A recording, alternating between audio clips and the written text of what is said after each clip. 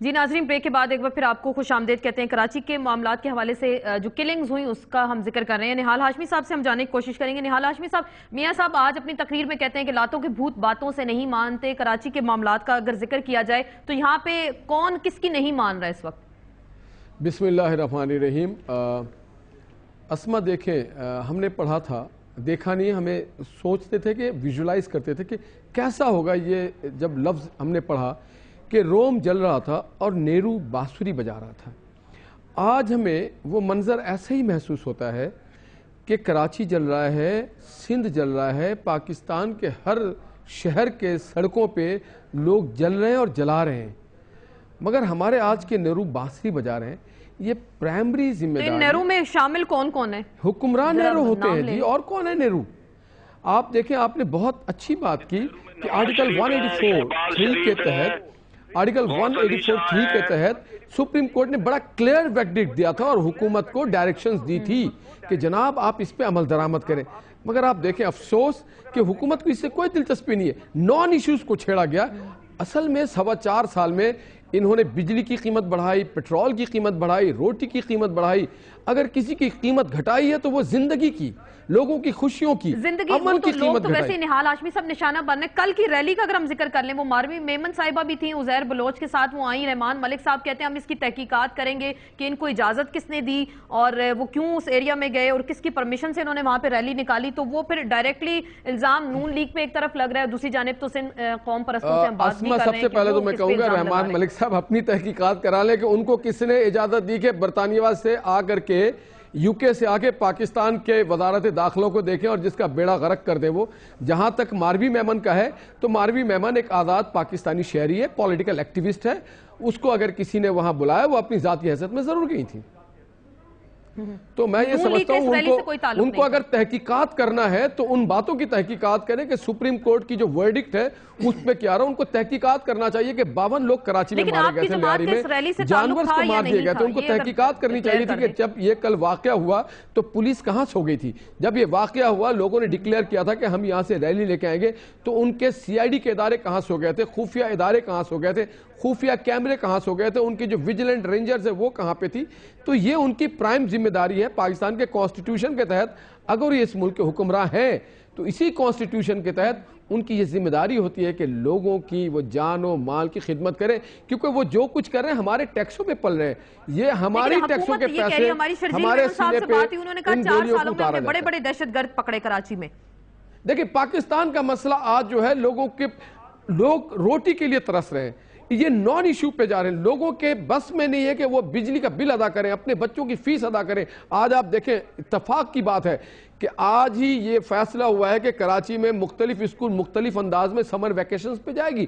جس ملک کے جس صوبے کے وزیر اعلیٰ کی ایک حکمرانی نہیں چل رہی ہے، آپ یہ جو نان ایشوز کو لے کے آ رہے ہیں، اتنے زیادہ انتہائی بھونڈے طریقے سے بیہودہ طریقے سے نان ایشوز کو لا رہے ہیں۔ ان کو چاہیے کہ سیریس ایشوز کو لے کے آئیں۔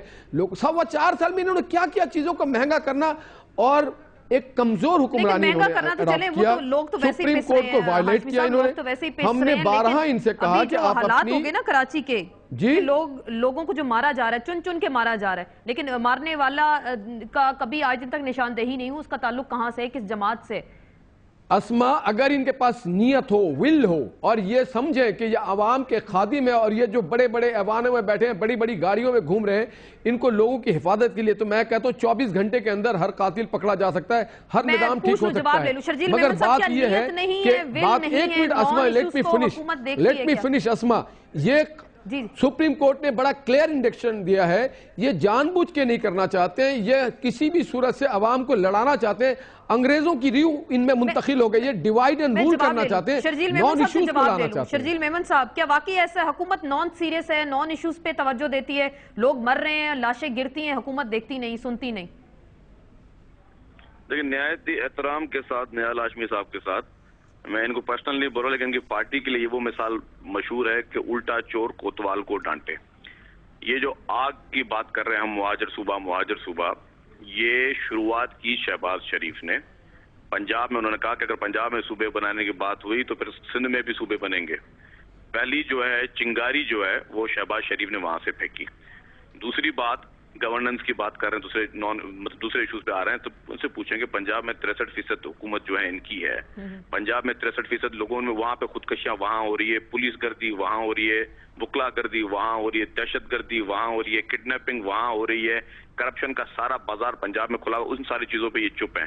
इन्होंने बात की रहमान मलिक को किसने इजाजत दी लंदन से आके यहाँ करे, बात है कि रहमान मलिक पाकिस्तानी है और रहमान मलिक कोई मुआहदे करके माफिया मांगकर जिद्दा नहीं भागा था डिक्टेटर से। लेकिन आज आपकी कैबिनेट के इजलास में, सिंध काबीना के इजलास में खासी आपके दोस्तों ने, आपके कलीग्स ने भी उन पे तनकीद की कि उनको क्यों इजाजत दी देगी कि वो सिंध के मामलात में दखल अंदाजी करें। आपके अपने लोग, आपके अपने पार्टी के लोग उन पे तनकीद कर रहे हैं इस वक्त। आसमा, सिंध जो है वो पाकिस्तान का हिस्सा है और पाकिस्तान का वजीर दाखिला जो है उसको पूरी इजाजत है 18वीं तरमीम के बाद नहीं है शर्जील भाई, में अगर कहीं पे इस तरह का कोई गलत वाकया होता है तो उस पर वो बात कर सकता है, ये उनका आईनी हक है। तो सूबा सरहद में भी जाए भाई, सूबा बलूचिस्तान में भी जाए, मिसिंग लोगों को बाजियाब करवाएं। सब पाकिस्तानी, और हमें खुदा के वास्ते इस तरह की बातों को छोड़ दें। और मैं आज आपके टॉक शो के थ्रू एक और बात भी कहना चाहता हूँ आसमा साहिबा, कि यहाँ पे एक सोची समझी साजिश के तहत गैर मुल्की एजेंट जो हैं वो नफरतों की आग को भड़काना चाह रहे हैं। तो ये एजेंट कौन है? आप हुकूमत में बैठे शर्जील साहब, आपकी जिम्मेदारी है गैर मुल्की एजेंटों को आइडेंटिफाई करें और उनको आप गिरफ्त में लें। ये कहाँ से आए?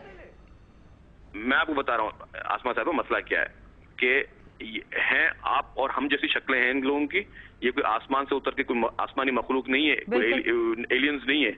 इशू ये है कि ये आप और हम जैसे शख्स हैं, लेकिन ये लोग इस्तेमाल होते हैं पैसों के पीछे, ये लोग इस्तेमाल होते हैं अपने जाती मुफादात के पीछे, या इनके कोई और मकासद होते हैं। इशू ये है कि यहाँ के लोग आपस में नहीं लड़ेंगे, यहाँ के उर्दू बोलने वाले हों, यहाँ के सिंधी बोलने वाले हो, यहाँ पे पठान हो, बलोच हो। आप ये कहना चाह रहे हैं कि जो बाहर से आएगा वो बाहर से आके वो इस तरह के काम करेगा, जो लाशें गिर रही हैं। मैं इशफाक मंगी साहब से जानना चाहूंगी, बाहर वाला बाहर वाला करवा रहा है, चले बाहर वाला, ये मैं इशफाक मंगी साहब से जरा जवाब ले लूं।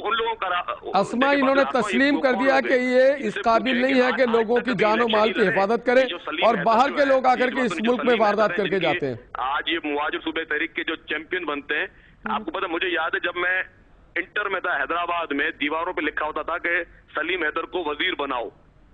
मतलब ना कभी जिंदगी में इलेक्शन में लड़ी नहीं, क्या ये दीवारों पे हैदराबाद में लिखा होता था, मुझे याद है डीसी ऑफिस के बाहर के सलीम हैदर को वजीर बनाओ, काबीना में शामिल करो। तो ये इनकी कोई सियासी हैसियत नहीं है, कहां से अचानक ये जमीन से लेकिन अचानक इतना रैला कहां से आ जाता है? जो प्रेस क्लब के बाहर खवातीन आके एहतजाज करती हैं कि महाजर सूबा उनको चाहिए, वॉल चॉकिंग हो रही है, वो हुकूमत को नजर नहीं आती कि कौन कर रहा है, क्या वाकई इन्होंने एनके पहनी हुए हैं कि जिनको कोई देख नहीं सकता। इशफाक मंगी साहब, मेरी नजर से एक स्टेटमेंट गुजरा अख्तर गोचानी साहब का, एडिशनल आईजी हैं कराची के, वो कह रहे हैं कि अगर इसमें कोई राज वाली बात नहीं है, जहां से ये रैली निकली उसकी मुखालिफ जमात एमक्यू में, डायरेक्ट इल्जाम आईजी कराची आपके हवाले से, आपकी जमात के हवाले से कह रहे हैं। देखें, मेरी नज़र से ये बयान नहीं गुजरा है, बहरहाल इस बयान को भी हम देखेंगे। सबसे पहले देखें, वज़ीर दाखिला जो है रहमान मलिक साहब कह रहे हैं कि इस रैली की इनको परमिशन किसने दी, इसकी इंक्वायरी होनी चाहिए। दूसरी बात यह है कि निहाल हाशमी साहब ने भी अभी बातें जो बातें की हैं कि हमारा इस रैली से कोई ताल्लुक नहीं था, और उनकी जो है नुमाइंदा वहाँ पर जो मारवी मेमन साहिबा वहाँ रैली में उसने शिरकत की थी। तो मैं मुहिब वतन पाकिस्तानियों को, chief justice of Pakistan, president of Pakistan, सबको मैं ये अपील करूंगा कि खुदारा इनकी इंक्वायरी कराई जाए कि ये कराची में कौन अमन खराब कर रहा है, इनके पीछे हाथ कौन है, और जो बेगुनाह, जो मजलूम, जिन लोगों को शहीद किया गया, जिनको जख्मी किया गया, खुदारा उनकी भी जो है वो रसाई की जाए।